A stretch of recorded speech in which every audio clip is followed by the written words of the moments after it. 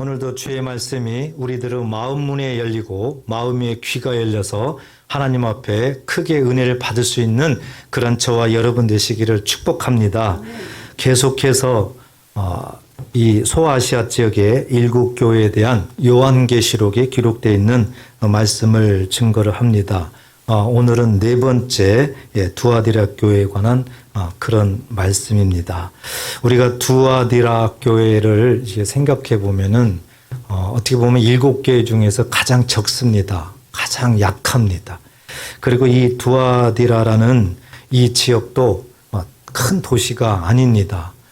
적은 소중형 이런 도시다 이렇게 생각하면 되고, 이 도시는 공업 도시입니다. 그래서 여러 가지 공장들이 많이 이렇게 세워져 있습니다. 그래서 옷감을 제조하고 또 여러 가지 그러다 보니까 염색이 발달되어 있어요. 그래서 염색 공장들이 이렇게 쭉 널려 있고, 그 다음에 가장 또 중요한 군사 요충지입니다. 그래서 군사 요충지이기 때문에 이 철 제조가 또 굉장히 이렇게 발달이 많이 되어 있다. 그 외에도 여러 그 영역별로 이렇게 쭉 잘 되어 있습니다. 그리고 또 그곳에서는 또 많은 그리스 신화에 나와 있는 그런 우상들, 신전들이 또 많이 또 놓여져 있습니다. 가장 대표적인 그런 그 신은 이 아폴로 신전이라는 건데요. 이 아폴로 신전은 태양신입니다. 그런데 이 아폴로의 그 아버지가 제우스입니다. 제우스. 그러니까 제우스 신의 아들이 이 아폴로 신이에요. 왜 이것이 이렇게 중요하느냐? 이 두아디라 지역에 이 많은 이 사람들이 이 아폴로 신전을 수호신으로 섬기기 때문에 그래요. 그래서 수호신으로 섬기기 때문에 그래요. 그래서 이 아폴로 신은 이 마게도니아어로는 티림노스라고도 하는데요. 그래서 이 티림노스 숭배 축제가 때마다 일마다 아주 성황이 열리게 됩니다. 그래서 이러한 우상을 숭배하는 아주 강력한 그런 사단의 역사가 일어나는 강력한 그런 도시다 이렇게 생각을 하면 되겠습니다. 우리가 이렇게 많이 생각하고 또 기억나는 것은 이 사도행전 16장에 보면 14절에 보면은 이 자주 옷감 장사가 나옵니다. 그 사람이 누굽니까? 루디아죠, 루디아. 자주 옷감 장사 루디아. 이 사람의 고향이 두아디라예요. 두아디라. 이 두아디라가 이 염색공, 이 염색이 많이 발달되어 있다고 그랬잖아요. 그래서 이 옷감 제조 그런 거에 굉장히 많이 생산되는 곳입니다. 그래서 이 루디아가 이 두아디라에서 이렇게 옷감을 가지고 이제 멀리 가는 거죠. 그래서 빌립보까지 이렇게 가서 거기에서 이제 사업을 하는, 어떻게 보면 이 루디아는 그 당시에인데도 굉장히 여정부였던 것 같아요. 사업으로 굉장히 적극적으로 이렇게 사업을 하는 그런 사람이었던 것 같습니다. 그래서 이 자색 옷감 같은 경우는 그 당시에 굉장히 귀하고 너무 비싸고 또 만들기도 힘들었다고 합니다. 그래서 주로 왕이 입게 되고요. 또 이 중세 로마 때 보면 교황들이 입는 그런 어떤 특별한 사람들만 입는 그런 옷이었다고 합니다. 그래서 이 두아디라 같은 경우는 이렇게 적지만 또 교회도 적어요. 적지만 여러 가지 굉장히 이렇게 우상을 섬기는 여러 가지 영역들이 있다. 여기도 다른 데하고 동일하게 상인조합들이 많이 있어요. 길드라는. 그래서 이렇게 각 그 분야별로 상인조합이 있습니다. 그래서 상인조합에 가입을 해야 됩니다. 상인조합에 가입하지 않으면은 이 경제활동을 할 수가 없어요. 이 장사를 할 수가 없어요. 그러니까 먹고 사는데 심각한 문제가 오는 거죠. 그리스도인들이 이 가입하고 싶어도 가입하기가 정말 어렵습니다. 왜냐하면 이 상인조합은 뭐하고 연관되어 있느냐면은 신전하고 연관되어 있어요. 우상을 섬기는 신전들과 연관이 되어 있습니다. 그래서 반드시 이 상인조합에 가입을 하면은 그 신전에서 우상 섬기는 거에 동참을 해야 됩니다. 그리고 거기에다가 제물을 바쳐야 됩니다. 이렇게 하나하나 그 우상들이 섬기는 신전의 그 예식대로 다 참여를 해야 돼요. 그런데 정말 심각하게 도저히 참여할 수 없는 건 뭐냐면, 이렇게 잔치도 베설고 뭣도 하고 이렇게 하지만은 반드시 뭘 해야 되느냐면은 행음을 해야 되는 거예요. 그 우상을 섬기는 신전에 그 창녀들이 있는 겁니다. 그러니까 자기네들은 이제 여제라고 하는데요. 여제라고 하는데, 우상을 섬기는 그 사람들은 반드시 그 우상을 섬기는 그 집에 있는 창기들과 반드시 행음을 해야 된다. 이것은 그들의 의식이에요. 그들이 제사 드리는 의식이에요. 그러니까 누구도 참여를 해야 된다. 왜? 그렇게 해야만 그들이 섬기는 그 수호신이 풍요를 갖다 준다는 거예요. 잘 살게 만들어준다는 거죠. 따라서 그리스도인들은 참여할 수가 없는 겁니다. 그렇기 때문에 먹고 사는 것이 너무 어려운, 그래서 고난을 받아야 되고, 또 참여를 못하니까 핍박을 받아야 되고, 뭐 이런 여러 가지를 하는 그런 모습이죠.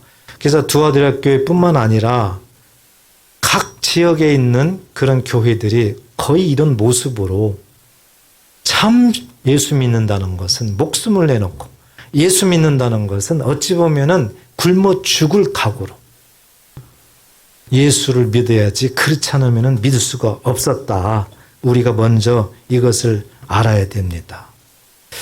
자, 오늘 이런 모습 속에서 우리 예수님이 천사를 통해서 하나님의 종에게 말씀을 하죠. 18절 보면은 어떤 말씀을 하냐. 두아디라 교회 사자에게 편지하라.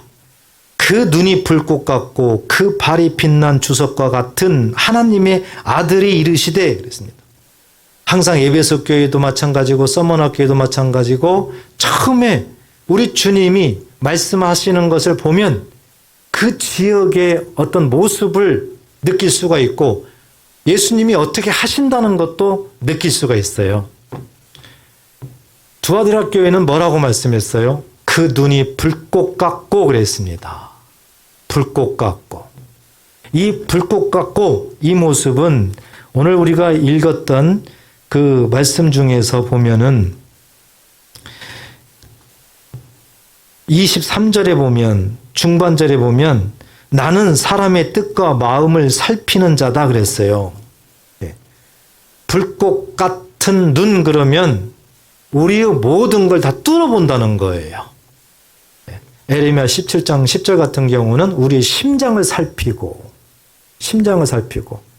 우리의 마음, 우리 속 모든 것들을 다 환히 다 들여다보고 있다.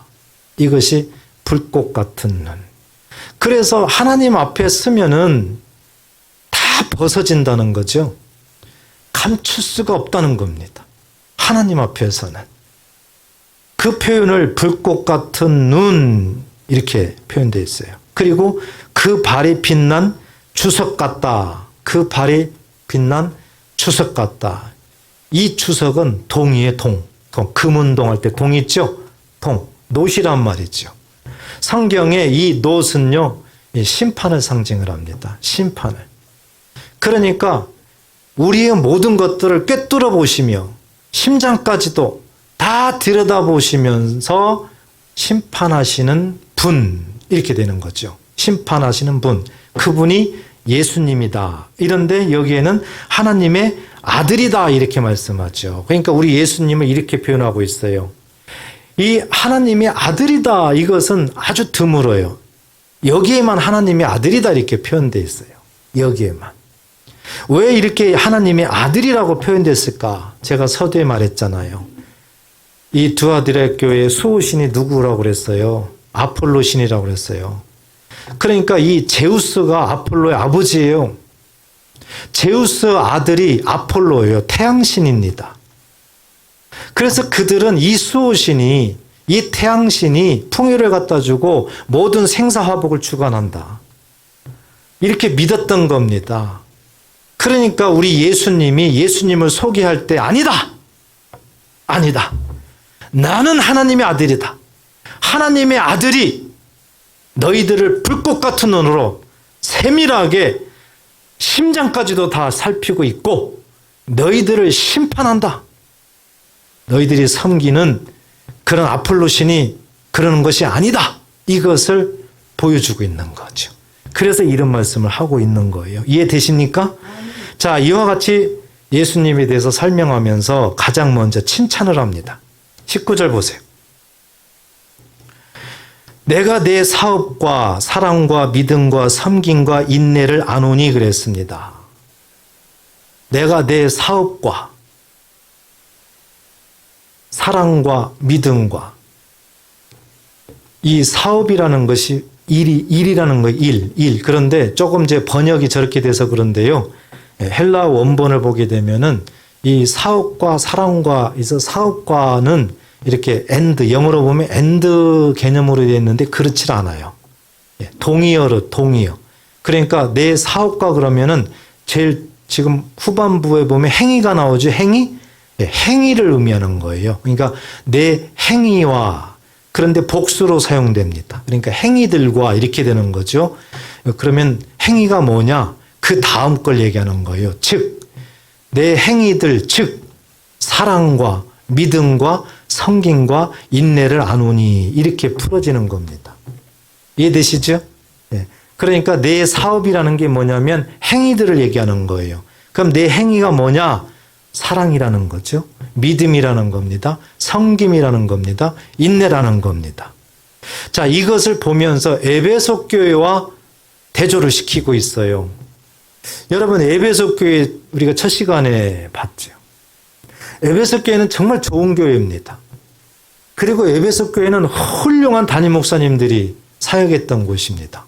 바울이 사역을 했죠. 디모데가 사역을 했죠. 또 사도 요한이 오랫동안 사역을 했죠. 그렇게 하다 보니까 엄청 하나님의 말씀을 정통으로 잘 배웠어요. 정통으로. 그래서 하나님의 말씀, 진리의 말씀, 그러면은 뭐 어디에 비교할 수가 없어요. 너무 잘 배웠습니다. 너무 잘. 자, 여기에 두아디라 교회도 마찬가지입니다. 잘 배웠습니다. 잘 배웠어요. 그래서 두아디라 교회는 이렇게 그 사랑, 하나님에 대한 사랑, 이것이 나타나고 있어요. 그리고 믿음, 이것이 드러나고 있어요. 또 섬김, 또 두아디라 교회만 여기에서 섬김이라는 또 단어가 나오는데 이렇게 두아디라 교회는 엄청 섬김을 잘하는 교회예요. 규모는 작아요. 교회가 적어요.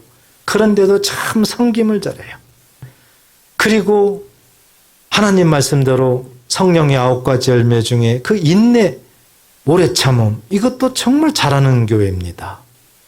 자, 이 모습을 우리가 데살로니가전서 1장 3, 4절을 인용해서 보면은 믿음의 역사입니다. 믿음의 역사.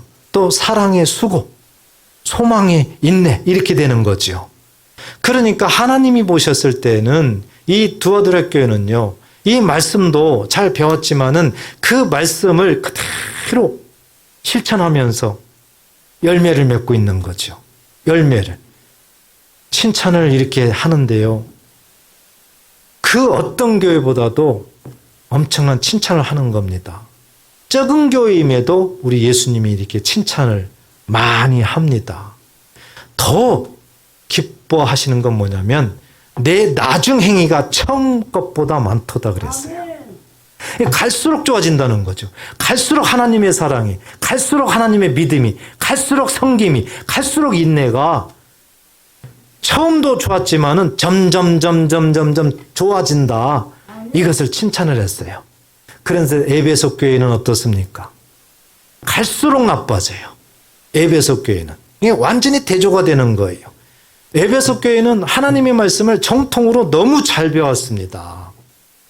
너무 잘 배웠어요. 그래서 가히 비교할 수 없는 그런 정통, 그런 진리를 갖고 있어요. 그런데 에베소 교회는 그렇게 계속해서 진리, 말씀, 이것을 계속 강조하다 보니까 사랑이 빠져나갔어요. 그리고 마치 율법적인 그런 모습으로 바리새인들처럼 그냥 입으로만 하나님 말씀을 잣대로 대면서 이래라 저래라 하면서 그 사랑 자체가 아니라 그냥 완전히 유대인들처럼 그렇게 돼버렸어요. 이것을 우리 예수님은 책망을 했죠. 너희가 첫사랑을 잃었다. 그런데 두아디라 교회는 그렇지 않은 거예요. 갈수록 너무 좋아지는 거예요. 믿음의 역사, 사랑의 수고, 소망의 인내, 이런 것들이 처음보다 나중 갈수록 너무 좋아지는 겁니다. 얼마나 칭찬하는지 몰라요. 그런데 바로 20절에 보니까 그러나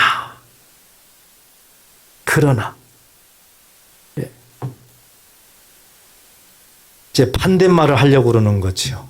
그래서 우리 주님이 이렇게 칭찬을 먼저 하고 이제 두아디라 교회도 책망할 것이 있다 이겁니다. 책망할 것이.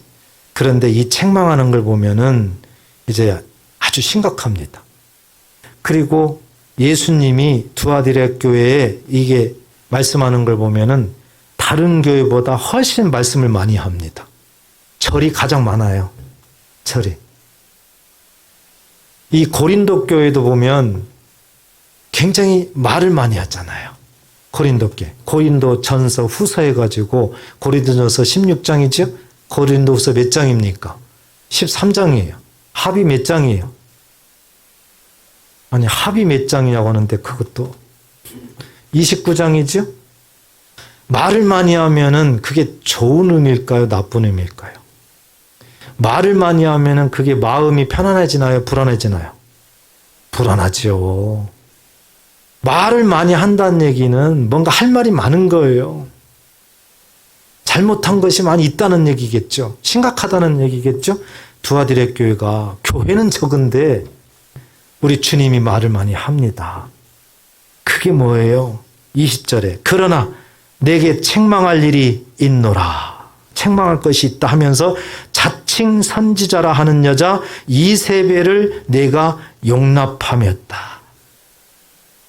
잘 보세요. 자칭 선지자예요. 그러니까 그 교회에서 세운 선지자가 아니다. 그 교회에서 인정한 선지자도 아니다. 자기 스스로 선지자라. 그런 여자 이세벨을 내가 용납했다는 거죠. 용납했다는 얘기는 허용했다는 얘기예요. 막질 않았다는 얘기예요. 받아들였다는 얘기예요. 이 서신을 쓸 그 당대 이 두아디라 교회에 이런 일이 일어났다는 거죠. 이런 일이 일어나가지고 그 자칭 선지자 이세벨이라는 여자가 내 종들을 가르친다는 겁니다. 내 종들. 그 교회, 두아디라 교회, 그 교회, 여기서 종들이라는 것은 신실하게 하나님을 잘 믿는 사람들이에요. 신실하게. 그러니까 오늘날로 보면은 여러 가지 직분을 갖고 있는 사람들이겠죠. 정말 하나님을 잘 섬기는 사람들이겠죠. 그런 사람들을 가르쳤다는 거죠. 가르쳤다는 거 보니까 굉장한 어떤 이 가르치는 은사가 있었나 봐요. 굉장히.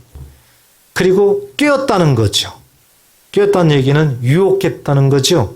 예. 가르치면서 유혹했다는 거예요. 유혹했다. 그러니까 정말 어떤 여자가 교회로 들어왔어요. 두아디라 교회로. 그런데 그 여자가 자칭 선지자래요.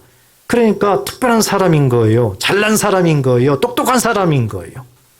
공부도 많이 한 사람이에요. 돈도 많은 사람이에요. 권력도 있는 사람이에요. 오늘날로 보면은 어떤 회사 사장 부인이라든지 어떤 고급 공무원 부인이라든지 이렇게 잘났어요. 돈도 많아요. 권력도 있어요. 이런 사람이에요. 이런 사람이 들어왔어요. 들어와가지고 그 교회, 신실하게 하나님을 섬기는 그 두아디라 교회 그 성도들을 야금야금 가르치면서 그들을 유혹을 잘 하면서 넘겨버리는 거예요. 그래가지고 행음하게 만든다. 그리고 우상 제물을 먹게 만든다. 이것을 책망을 하고 있는데 이게 심각했다는 거죠. 두 아들의 교회는 갈수록 좋아졌던 교회입니다. 정말 칭찬받았던 교회입니다. 나무랄 데가 없습니다. 믿음과 행함이 동시에 균형 있게 나아가는 그런 교회였습니다. 교회가 적지만. 그런데 어느 순간 그렇게 이상한 자칭 선지자라 하는 그 여자 이세벨이, 자, 여기에서 여자 이세벨 그러면 그 당시에 두 아들의 교회에 왔던 그 여자 이름이 이세벨이었다. 그건 아니에요. 그건 아니에요. 그러면 뭐냐? 이세벨과 같은 여자다. 이세벨과 같은 여자라는 거죠. 그러면은 이세벨이 누군데 그러냐? 이세벨은 구약성경에 나와요. 구약성경. 이 이세벨이 어떤 여자인가를 이제 우리가 알아야죠. 그래야지 주님이 이세벨을 비유를 해가지고 이렇게 똑같은 일을 하고 있다고 책망하는 것을 우리가 알 수가 있는 겁니다. 자, 이세벨이 누구냐? 열왕기상 16장 30절 보면 오므리의 아들 아합이 그의 이전의 모든 사람보다 여호와 보시기에 악을 더욱 행하며, 북이스라엘의 아하방이 나와요. 아하방이. 그 아하방이 결혼을 하는 장면을 보여주고 있는데 31절 보면 느밧의 아들 여로보암의 죄를 따라 행하는 것을 오히려 가볍게 여기며, 이 느밧의 아들 여로보암은 이제 다윗 아들 솔로몬이죠. 솔로몬 그 다음에 나라가 갈라지잖아요. 그때 이 북이스라엘의 초대 왕이 이 여로보암이에요. 그런데 이 자가 하나님을 떠나게 만들어요. 하나님의 성전을 베델과 단에다가 만들어가지고 여기가 하나님의 전이다. 이렇게 하나님의 전을 바꿔버려요. 이런 악행을 저질러요. 그런데 이 아합이 그 여로보암의 죄를 따라 행하는 것을 오히려 가볍게 여기며 그랬어요. 누가 더 세다는 거예요? 아합이. 그러니까 아합이 더 악행 일을 지금 하려고 하는 것을 보여주고 있는 거죠. 자, 그러면서 시돈 사람의 왕 옙발의 딸 이세벨을 아내로 삼고 그랬습니다. 시돈의 그 옙발을 섬기는 사람, 옙발, 바알을 섬기는 사람. 그래서 이름이 옙발이에요. 근데 그가 왕이 됐어요.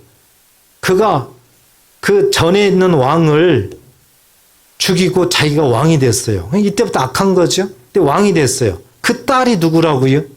이세벨. 그러니까 이세벨은 공주.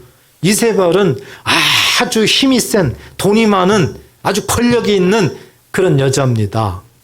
이 여자가 누구하고 결혼했다고요? 북이스라엘 왕 아합과 결혼을 했습니다. 그런데 결혼할 때 뭘 가지고 왔느냐? 자기가 섬기는 신을 가지고 왔어요. 그 당시에 이 시돈 지방에 바알 신을 섬겨요. 아세라 신을 섬겨요. 아스타로 신을 섬겨요. 많은 신들을 가지고 들어와요. 그래서 바알을 섬겨 예배하고 그랬죠. 그래서 바알 신당을 만듭니다. 바알 신당. 그리고 그 다음 절에 보면 또 아세라 신전도 만들고. 그래서 한 여자가, 이방의 여자가 북이스라엘에 들어옴으로 말미암아 그때부터 북이스라엘은 완전히 하나님을 떠나면서 완전히 초토화되는 모습으로 나아가고 있다. 물론 이 아합이 왜 결혼했느냐? 자기 아버지 오므리가 이제 결혼을 시켰을 거 아닙니까? 왜 그랬을 것 같아요? 주변국과 잘 지내려고 한 겁니다. 싸움도 안 하고 어떻게 잘 지내려고 경략 결혼을 한 겁니다. 그렇지만 우상을 갖고 들어온 것이 이제 심각한 그런 문제가 됐어요. 자, 이렇게 되니까 이세벨이 선지자들, 그 이세벨이 섬기는 그 선지자들 있죠? 그들을 엄청나게 양육을 합니다. 양육을 해요. 그래서 나중에 이 엘리야가 갈멜산에서 대기할 때 보면은 850명이 등장을 합니다. 850명. 문제는 하나님의 선지자들이 있었을 거 아니에요? 하나님의 선지자들을 죽입니다. 핍박을 합니다. 핍박을 해요. 그래서 아합의 그런 그 신하 중에 보면은 오바댜라는 오바다. 저 바다의 동생 오바다. 제가 그냥 한 소리예요. 그 오바다가 그 상황 속에서도 하나님을 믿었던 모양이에요. 그래가지고 하나님의 선지자들을 50명 아주 굴 속에다가 숨겨요. 왜 이렇게 숨겨요? 이세벨이 죽이니까. 그래서 하나님의 선지자들을 이렇게 죽입니다. 핍박을 합니다. 그리고 하나님의 선지자들을 계속해서 하나님을 떠나게 만들면서 자기 편으로 만들어요. 자기 편으로. 그래서 나중에 열왕기상 22장에도 보면은 그 400명의 선지자들이 길랏 라못을 정벌할 때 보게 되면은 400명의 선지자들이 전부 다 이세벨에 의해 가지고 전부 다 겉으로는 하나님을 믿는다고 하지만 실제적으로는 다 개종돼 있어요. 그리고 아합에게 붙어서 먹고 사는 그런 모습이기 때문에 아합의 비율을 아주 잘 맞춰요. 하나하나 아합이 하는 일을 전부 됩니다. 하나님이 허락하셨습니다. 길랏 라못을 우리가 가서 뺏으면 뺏을 수 있을까? 됩니다. 올라가소서. 이렇게 되는 거죠. 그러니까 하나님의 선지자들, 남아있는 선지자들조차도 전부 다 이세벨에 의해 가지고 완전히 다 쇠뇌가 되고 이세벨의 유혹에 의해 가지고 완전히 하나님을 떠난 거짓 선지자가 되어버렸던 거예요. 그리고 이세벨은 율법을 너무 잘 알아요. 하나님의 말씀을 너무 잘 압니다. 열왕기상 21장에 보면 이 아합 왕이 참 그 탐내는 게 하나가 있었어요. 그 왕궁에서 가까운 그 나봇의 포도원을 탐냈어요. 너무 좋아하는 거예요. 저기다가 정원 꾸미면 좋겠다. 야, 막 그래가지고 이 아합 왕이 나봇에게 그 포도원 나한테 달라. 네가 원하면 내가 돈을 많이 주겠다. 그리고 원하면 다른 땅하고 바꿀 테니까 나한테 좀 달라. 요청을 했어요. 왕이. 그 당시에 왕 그러면은 뭐 순간적으로 뭐 사람을 죽일 수도 있고 그런 힘이 있잖아요. 그런데 나봇이 거절해요. 안 됩니다. 왜 거절하네요? 이 땅은 우리 조상들로부터 물려받은 겁니다. 하나님께서 우리 조상에게 준 이 물려받은 땅입니다. 그렇기 때문에 안 됩니다. 지켜야 됩니다. 거절합니다. 아합이 어떻게 할 수가 없어요. 아합이 심히 괴로워요. 그러니까 아합이 잠도 안 자고요. 먹지도 않고요. 완전 시급을 전폐하는 거예요. 끙끙끙끙 앓고 있는 거예요. 이세벨이 이 모습을 봤어요. 왜 그러십니까? 왜 이렇게 왕이신데 왜 이러십니까? 왕이 2차, 저차, 3차, 4차, 5차를 얘기를 합니다. 그러니까 아이고 참 왕이면서 아이고 쓸데없는 걱정을 하시는구만. 왜? 자기 아버지를 봤잖아요. 옛발 자기 아버지가 하는 걸 봤잖아요. 걱정하지 마세요. 내가 해결할게요. 하고 이세벨이 쉽게 해결을 해요. 불량배 두 사람을 불량배 딱 증인으로 세워가지고 이들에게 돈을 주면서 이들을 딱 지시를 내려요. 그러면서 이 사람들이 증인으로 세워. 뭘 증인이냐? 이 나봇이 하나님을 경멸했다. 하나님을 멸시했다. 그리고 왕을 멸시했다. 이렇게 증언하라는 거예요. 그러면 이게 뭐가 이렇게 문제냐? 율법에 십계명에도 맞잖아요. 여호와 이름을 망령되 일컬지 말라. 여호와 이름을 망령되 일컬으면 바로 돌로 쳐 죽여요. 돌로 죽여요. 왕을 능멸하면 돌로 쳐 죽여요. 그런데 사람을 죽일 때에 증인이 2-3명이 있어야 된다는 것이 하나님이 정한 법이에요. 자, 이 이세벨이 완전히 율법을 그대로 실행하는 거죠. 그러니까 율법을 이용해서 자기 뜻을 이루려고 하는 거예요. 그래서 불량배 두 사람을 증인으로 세워가지고 증언하게 만들고 그 자리에서 바로 나봇을 돌로 쳐 죽입니다. 이렇게 율법을 하나님의 말씀을 너무 잘 알고 있는데 이 여자가 그 말씀을 완전히 자기 뜻을 이루는 데에 사용을 해버려요. 하나님을 완전히 진노하게 만들죠. 이렇게 이세벨이 악한 일을 아합 왕 때, 선지자는 엘리야 선지자 때죠.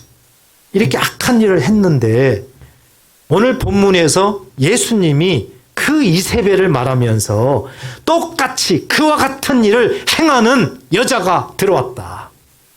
두아디라 교회에 그런 여자가 들어왔다는 겁니다. 이세벨은 왕의 딸이었어요. 그러니까 엄청난 권력을 갖고 있었죠. 또 엄청난 돈을 갖고 있었어요. 그리고 굉장히 미모가 뛰어났다는 겁니다. 갖출 것 다 갖췄어요. 이런 여자가 교회에 들어왔으니까 그렇게 열심히 신앙생활을 했던 두아디라 교회 성도들이 눈이 떠지는 거고요. 잘 가르치는 거 보고요. 거기다가 하나님 말씀으로 가르치네요. 그러니까 또 유혹을 하네요. 어떤 유혹을 하겠어요? 돈이 많으니까 먹을 걸 많이 사주겠죠. 선물도 사주겠죠. 그러면서 그 사람 마음을 사면서 하나하나 마음을 다 뺏어가 버린 거예요. 이런 모습으로 하고 이제 자기 뜻을 펼쳐나가는 거예요. 하나님의 말씀을 내세우지만 실질적으로는 그것을 빙자해서 하나님을 떠나게 만들고 이렇게 되는 거죠. 이세벨처럼 하나님을 떠나게 만들어요. 하나님을 떠나게 만들어요. 자, 하나님을 떠나게 만드는 그것을 행음하게 했다. 이렇게 말씀을 하는 거고요. 또 우상의 제물을 먹게 했다. 이렇게 말씀을 하는 거예요. 여러분, 우리가 이제 이해를 해야 되는 것은 행음이 뭐냐, 음행이 뭐냐, 우상이 뭐냐, 우상의 제물이 뭐냐, 이것을 오늘날 우리는 정확히 알아야 됩니다. 그 당시에는 이렇게 우상 신전에서 그 창기들과 그렇게 행음하는 것이 그들의 제사 의식의 한 부분이다. 그래서 행음한다 이렇게 되지만 오늘날은 그렇지 않잖아요. 그러면 오늘날은 행음이 무슨 뜻이냐, 음행이 무슨 뜻이냐, 우상이 무슨 뜻이냐, 우상의 제물을 먹는다는 것은 무슨 뜻이냐, 이것을 우리가 깨달아야 된다. 그래서 우리가 성경적으로 깨닫게 되면 출애굽기 20장에 10계명에서 우리가 알 수가 있습니다. 출애굽기 20장 4절에 보면 제2계명에 너를 위하여 새긴 우상을 만들지 말고 또 위로 하늘에 있는 것이나 아래로 땅에 있는 것이나 땅 아래 물속에 있는 것에 어떤 형상도 만들지 말고, 하늘에 땅에 땅 아래 어떤 형상도 만들지 말래요. 자, 5절 보세요. 5절에 보면은 그것들에게 뭐 하지 말래요? 절하지 말고 또 그것들을 뭐 하지 말래요? 섬기지 말라는 거죠. 자, 정리하면 하나님의 백성들은, 하나님의 자녀는 하나님이 구원하시고 하나님의 삶이 우리의 삶으로 옮겨져서 우리가 구원을 받고 인도함 받는 겁니다. 그러니까 하나님만을 바라보며 하나님을 잘 경외하면서 하나님을 잘 따라가라. 이것이 하나님의 뜻이에요. 하나님은 이걸 위해서 계명을 주는 겁니다. 그런데 만약에 그렇지 않고 자꾸 엉뚱한 데다가 어떤 형상을 만들어 놓고 그것이 복을 준다, 그것이 너를 지킨다, 뭐 이렇게 한다든지, 또 거기에다가 절도 한다든지, 또 그것을 잘 비나이다 하면서 섬기고 뭐하고 재물 갖다 바치고 그런다든지, 만약에 그렇다면은 네 마음이 뺏겼다는 거예요. 누구한테요? 하나님 말고 그 어떤 거한테 마음이 뺏겼다는 거예요. 하늘에 있는 거한테 뺏겼다. 땅에 있는 거한테 뺏겼다. 땅 아래에 있는 거한테 뺏겼다는 거예요. 이렇게 하나님에서 다른 쪽으로 마음이 뺏겼다. 이것을 하나님은 음행했다 그러는 겁니다. 음행했다. 행음했다 그러는 거예요. 우리는 실질적으로 눈에 보이는 어떤 음행, 행음만 생각하잖아요. 그것은 하나님이 너희들을 이렇게 본다. 너희들이 하나님을 떠나면은 하나님은 보이지 않으니까 보이는 것으로 가르치는 겁니다. 보이는 이 행음, 이것처럼 하나님을 떠난 것은 나 하나님께 행음했다, 음행했다 그렇게 말하고 있는 거. 그걸 깨닫게 하는 거예요. 그것을. 성경에 보면 우리 예수님은 신부, 우리는 뭐라고 그랬어요? 아니, 예수님은 신랑, 우리는 신부. 신랑과 신부가 결혼을 했다. 근데 만약에 신부가 자꾸 눈을 돌려가지고 다른 데 갔다. 그 영적 의미를 말씀을 하고 있는 거죠. 하나님을 떠나면 하나님한테 있는 모든 마음이 어떤 그 다른 하늘에 있는 땅에 있는 땅 아래에 있는 그 어떤 거에 마음이 뺏기면 너는 음행했다는 거. 그러니까 눈으로 보는 것만 나 깨끗해. 그렇다고 해서 하나님 보셨을 때 아무 문제 없나요? 그건 아주 지극히 적은 것이고 하나님이 중요하게 보는 것은 하나님과 우리 사이에 하나님보다 그 어떤 거에 마음이 뺏긴 거 그것이 있다면은 우리한테 지금 뭐라고 해요? 그렇죠. 너 음행했다. 영적으로 음행했다. 그겁니다. 여러분, 우리는 자유로울 수 없습니다. 한번 생각해 보세요. 우리가 다 음행자예요. 그러면 우리가 음행한 게 뭐예요? 오늘 이세벨 여기 보면은요, 권력일 수도 있어요. 권력이 하나님보다 더 마음이. 돈일 수 있어요. 돈이 하나님보다 더 마음이. 그 다음에 쾌락일 수도 있어요. 쾌락이 하나님보다 더 마음이. 또 출세일 수도 있어요. 자식일 수도 있어요. 명예일 수도 있어요. 자존심이 그럴 수도 있어요. 자존심이 하나님보다 더 마음. 자기 의지가 또 그럴 수 있어요. 자아가 강해서 하나님보다 더. 그러니까 우리는요, 알고 보면은 겉으로는 우리가 이렇게 하나님을 잘 믿는다고 하지만 진실로 살펴보면은 하나님보다 마음이 더 뺏겨 있는 것들이 많아요. 하나님은 그것을 음행하고 있다. 행음하고 있다. 이렇게 말하고 있습니다. 그리고 그 뺏긴 거에 다 집중해가지고 거기에서 먹고 살아요. 돈에 집중하면 돈으로 벌어서 특튼 그걸로 먹고 살아요. 권력으로 막 먹고 살아요.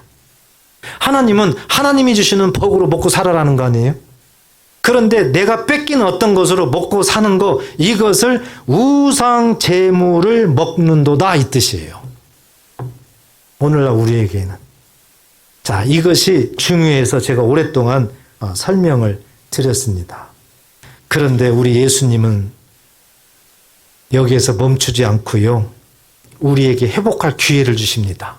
무슨 회복할 기회를 어떻게 주세요? 21절에 보니까 또 내가 그에게 회개할 기회를 주었으되 자기의 음행을 회개하고자 하지 아니하는도다. 하나님은 이세벨 이런 여자까지도 회개할 기회를 주셨어요. 그런데 회개했습니까? 안 했습니까? 안 했어요. 하나님은 회개할 기회를 줍니다. 두아디라 교회에 이렇게 이세벨과 같은 이런 여자가 완전히 교회를 쑥대밭으로 만들었다 할지라도 하나님은 회개할 기회를 주셨다. 그런데 두아디라 교회에 들어온 그 이세벨과 같은 여자는 회개를 했다는 겁니까? 안 했다는 겁니까? 안 했다. 회개를 안 했다는 거예요. 오늘날 우리에게도 마찬가지입니다. 하나님보다 더 마음 뺏긴 게 뭐냐? 각자 다 질문하고 있는 거예요. 하나님보다 마음에 뺏겨 있는 게 뭐냐 이거예요. 건강이냐 돈이냐 지금 질문하는 겁니다. 회개하라는 거죠. 그런데 만약에 회개하지 아니하는도다 이렇게 되면 22절과 23절이 주어지는 거예요. 회개하지 아니하면 볼지어다 내가 그를 침상에 던질 터이요.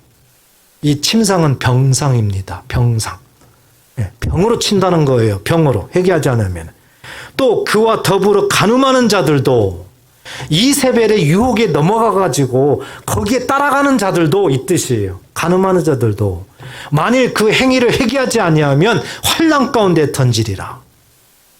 이세벨 때문에 정말 신앙생활 잘하다가 엉뚱한 데로 가고 있는 사람들이 많잖아요.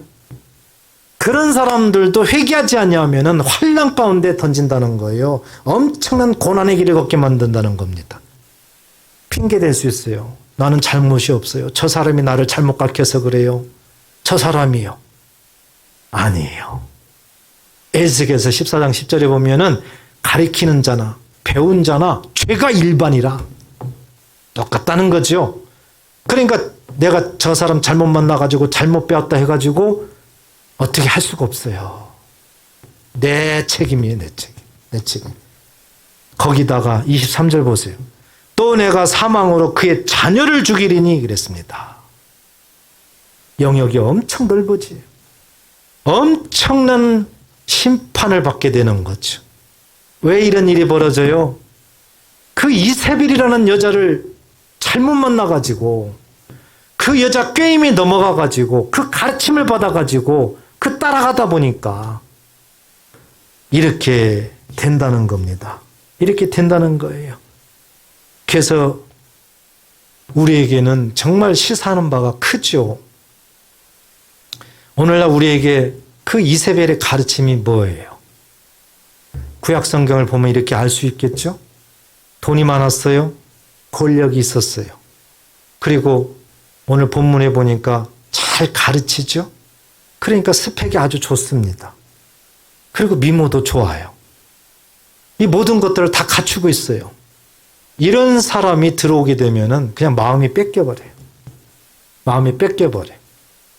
그래서 이것저것 사주면서 가르치게 되면은 그냥 덤으로 다 넘어가 버려요. 덤으로.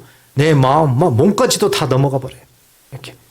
그리고 그때부터는 이제 조종을 하는 겁니다. 그리고 자기가 자칭 선지자다. 이제 등장하게 되는 거예요. 두아디라 교회에 담임 목사가 없었겠어요? 힘이 없어요. 왜? 이 자칭 선지자 이세벨이라는 여자가 쥐고 있는 거예요. 성도들을 완전히 다 잡고 있는 거죠. 그러면서 담임 목사 말 듣지 마. 에이, 저러더라도 아니야. 하면서 이제 하나하나 그 사람 마음을 만집니다. 자, 그 당시에 두아디라 교회로 다시 돌아가면은 그 당시에는 굉장히 그 상인조합이 많았다고 그랬지요. 상인조합에 들어가지 않으면 먹고 살 수가 없어요. 근데 예수 믿는 자들은 그 음행을 해야 되기 때문에 들어갈 수가 없어요. 자, 요 상황에 선지자라는 이세벨이라는 그 자칭 여자가 뭐라고 합니까? 아이, 괜찮아. 그런다고 해서 우리가 예수 안 믿어? 아, 예수 믿잖아. 그럼 먹고 살아야지. 그러니까 괜찮아. 그냥 가입해. 이런 모습이에요. 그리고 그게 잘 안 돼? 아, 그럼 내가 가서 말해줄게. 나 돈 있잖아. 내가 얘기해줄게. 이런 모습이에요. 그러니까 성도들을 진리에서 하나하나 세속화되도록 타협해주고 하나하나 자리 이동을 만들어주는 거예요.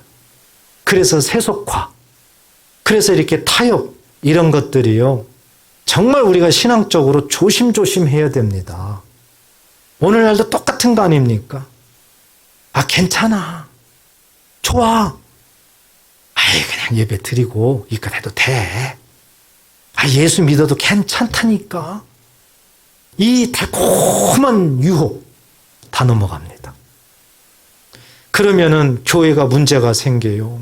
강단에서는 말씀을 막 선포하고 이러는데요. 아유, 말씀은 저렇게 하지만 괜찮다니까. 성도들이 얼마나 자유를 얻어요. 그러니까 넘어간다니까요. 이렇게 해서 교회를 분열시키고 계속해서 교회를 이간질하고 하면서 교회를 무너뜨리는 겁니다. 그래서 완전히 타락하게 되고 교회가 망하게 되는 거죠. 그런데 두아디라 교회에 주시는 이 말씀처럼요. 역사적으로 보니까 중세 시대에 그대로 됐어요. 중세 로마 카톨릭이 세워지면서 그렇게 돼버린 거예요. 그래서 그 당시에 그렇게 이세벨과 같은 행동들이 너무 많이 나온 거예요. 그래서 성모 마리아를 섬기는 그런 또 우상이 생기게 되는 거고, 굉장히 나다. 그래서 돈과 결탁을 하죠. 권력과 결탁을 하죠. 이러다 보니까 힘이 생기는 거. 완전히 이 예수 믿는다는 것은 그냥 그림만 이렇게 보이는 거지. 실질적으로는 완전히 다 세속화된 거, 타락화된 겁니다. 그래서 로마 교황 거기 봐요. 네. 그런 모습이 중세시대 때 거의 950년에서 1000년 동안 이루어져 있었어요. 그러니까 우리가 이 7교회를 보면은요, 교회가 시대별로 점점 타락하는 걸 볼 수가 있어요. 타락하는 것을. 그래서 에베소 때보다도 서머나 때, 서머나의 그 고난을 지나니까는 버가모 때 이제 세속화가 들어오면서 타락의 길로 가요. 그러면서 두아두레 때 완전히 더 타락하게 되는 거예요. 다음에 4대 때는 이제 완전히 타락을 해버려요. 이렇게 한 교회를 두고 말하는 것 같지만 역사적으로 흘러가는 걸 보니까 그대로 됐더라는 겁니다. 그래서 우리는 이 자칭 선지자 이세벨이라는 그 가르침, 오늘날 우리에게 밀려오는 그 세속화, 그 타협주의, 적당주의, 그리고 하나님의 사랑이라는 것을 포장해가지고 과다한 관용을 베푸는 척하면서 하나님을 떠나게 만드는 것. 이 유혹은요, 어떻게 감당할 수 없어요. 왜냐하면 사단이 뒤에서 조정하니까. 사단이. 그래서 우리 주님이 두아두레 교회 성도들에게 오늘날 우리에게 부탁을 하는 겁니다. 당부를 하는 겁니다. 25절에 뭡니까? 다만 너희에게 있는 것을 내가 올 때까지 어떻게 하라? 굳게 잡으라. 내게 있는 것을 내가 올 때까지, 예수님이 올 때까지 굳게 잡으라는 거예요. 우리에게 있다는 겁니다. 여러분, 우리에게 있는 게 뭐예요? 우리에게 있는 게. 그 앞에 19절에 보면 사랑과 믿음과 섬김과 인내. 이겁니다.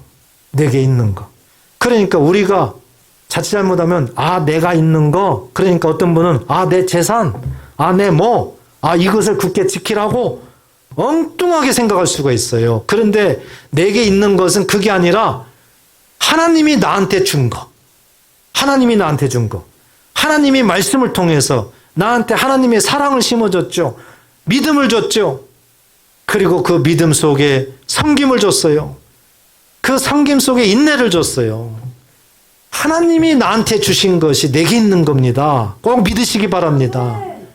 인간적으로 갖고 있는 것이 내 것이라는 게 아니에요. 하나님을 믿음으로, 예수님을 믿음으로 내가 받은 거, 그것이 내게 있는 건데 그것을 어떻게 하라는 겁니까? 끝까지 지키라는 거죠. 끝까지 지키라는 거예요. 굳게 잡으라. 하나님께서 간절하게 우리들에게 권유하면서 명령을 하고 있는 겁니다. 사랑하는 자들아, 지금 상황이 이렇다. 그러니까 흔들리지 말고 나한테 여호와께 받은 거, 그거 사랑과 믿음과 섬김과 인내, 성령의 열매 굳게 잡고 있어라. 흔들리지 말고. 이것이 하나님의 마음인 줄 믿으시기 바랍니다. 오늘날도 그대로 전개되고 있어요. 그대로. 그래서 사도 요한을 통해서 주시는 이 계시록은 그때 있었던 일뿐만 아니라 장차 일어난 일들이에요. 오늘날 우리까지.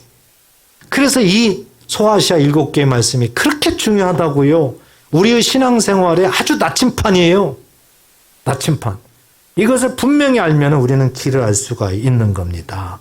그러면서 끝까지 지키는 자, 끝까지 우리에게 있는 것을 지키는 자, 이 자들을 성경에 보면은 26절에 보면은 이기는 자 이렇게 되죠. 이기는 자, 끝까지 내 일을 지키는 자, 이 자들에게 두 가지 오늘 선물을 또 얘기합니다.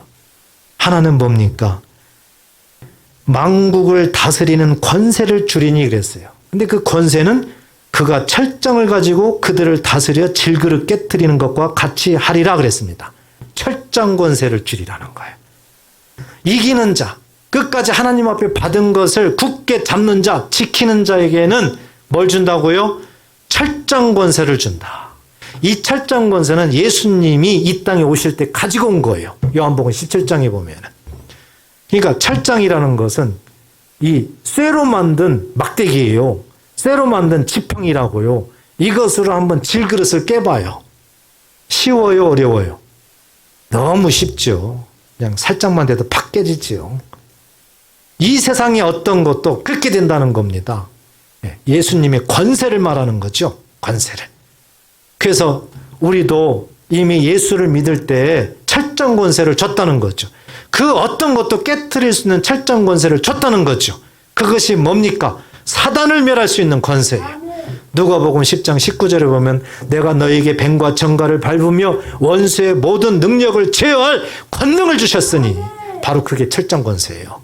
악한 원수 먹이를 진멸시킬 수 있는 권세, 권능, 이것을 이기는 자에게, 이것을 하나님이 주신 것을 굳게 지키는 자에게 주신다. 저와 여러분들도 그 주인공이 되시기를 축복합니다. 마지막 하나는 뭡니까? 28절에 내가 또 그에게 새벽별을 주리라 그랬습니다. 두 번째 주는 선물은 뭐예요? 새벽별. 새벽별. 새벽별을 생각해 보세요. 새벽별은 이 새벽에 뜨는 별이죠. 이 어둠이었다가 이제 아침이 밝아오기 전에 주는 그 처음 별이에요. 그러니까 이 땅에 어떤 큰 빛을 발하고 그런 별은 아니지만은 어둠에서 빛으로 바뀌는 그 출발점에 있는 별이에요. 그런데 이 새벽별을 뭐라고 성경은 말씀하고 있느냐? 계시록 22장 16절 보세요. 나 예수는 교회들을 위하여 내 사자를 보내어 이것들을 너희에게 증언하게 하였노라. 나는 다윗의 뿌리요 자손이니 같이 읽겠습니다. 곧 광명한 새벽별이라 하시더라. 새벽별이 누구랍니까? 예수님을 상징합니다. 예수님을. 그러니까 이기는 자, 끝까지 지키는 자, 있는 것을 끝까지 굳게 잡는 자, 이 자에게 새벽별을 준다는 건데 이 새벽별이 예수님이었다는 거죠. 예수님의 이름을 주시겠다는 거죠. 예수님의 권세를 주시겠다는 거죠. 그래서 이 새벽별 예수를 받으면 하늘도 땅도 땅 아래 모든 세력들이 무릎을 꿇는다는 거 아니에요. 알고 보면 우리가 이런 사람이라니까요. 알고 보면 그러니 하나님이 얼마나 깝깝하시겠어요. 이런 놀라운 하나님의 선물을 주는데도 이걸 받지도 못하고 그놈의 이세벨 같은 것 때문에.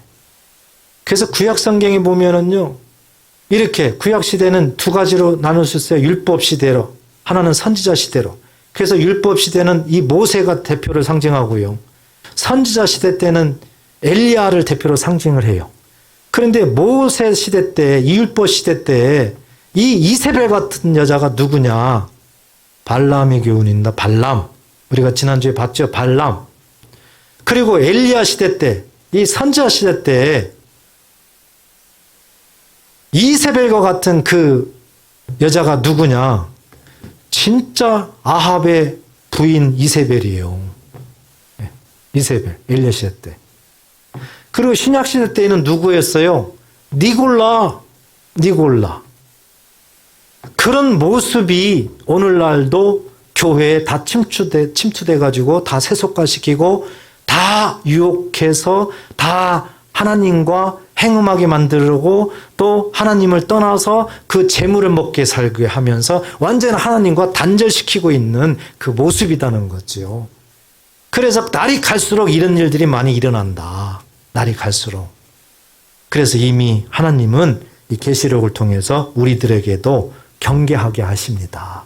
오늘 말씀을 마음에 잘 새기시고 두아들의 교회를 마음에 담으시고 한번 생각해 보세요. 나는 어느 교회에 속해 있고 나는 하나님 앞에 뭘 칭찬을 받고 하나님 앞에 뭘 책망을 받는가. 그리고 우리가 섬기는 교회는 어느 교회 같고 어떤 걸 칭찬을 받을 수 있고 어떤 걸 책망을 받을 수 있는가. 이것을 우리들한테 지금 알게 하는 거거든요. 이 소아시아 7교회를 통해서. 그래서 우리 스스로 점검하고 우리가 이 세상 나가면서 정말 이 마지막 시대 갈수록 이 사단이 핍박과 유혹을 통해 가지고 믿는 자들을 넘어뜨리고 완전히 하나님을 대적하는 이 시대. 그러나 우리에게 예수 이름을 줬기 때문에 우리는 이 믿음을 가지고 믿음의 역사, 사랑의 수고, 소망의 인내, 이 사랑과 믿음과 상김과 인내를 가지고 주님 오실 그날까지 절대 유혹되지 마시고 흔들리지 마시고 사람 말 듣지 마시고 신앙생활하면서도 오직 주의 말씀, 믿음의 온전케 하시는 예수를 바라보면서 날마다 한 걸음 한 걸음 걸어가시는 저와 여러분 되시기를 축복합니다. 기도하겠습니다. 하나님